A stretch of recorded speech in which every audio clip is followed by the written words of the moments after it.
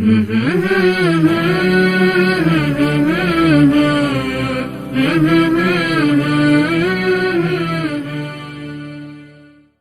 الله الرحمن الرحيم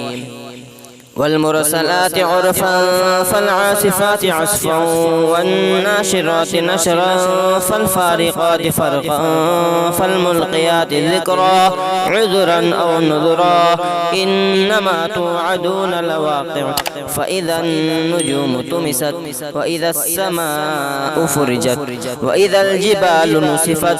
وإذا الرسل أقتت لأي يوم أجلت ليوم الفصل وما أدراك ما يوم الفصل ويل يومئذ للمكذبين ألم نهلك الأولين ثم نتبعهم الآخرين كذلك نفعل بالمجرمين ويل يومئذ للمكذبين ألم نخلقكم من ماء مهين فجعلناه في قرار مكين إلى قدر معلوم فقدرنا فنعم القادرون ويل يومئذ للمكذبين ألم نجعل الأرض كفاتا أحياء وأمواتا وجعلنا فيها رواسي شامخات وأسقيناكم ماء فراتا ويل يومئذ للمكذبين انطلقوا إلى ما كنتم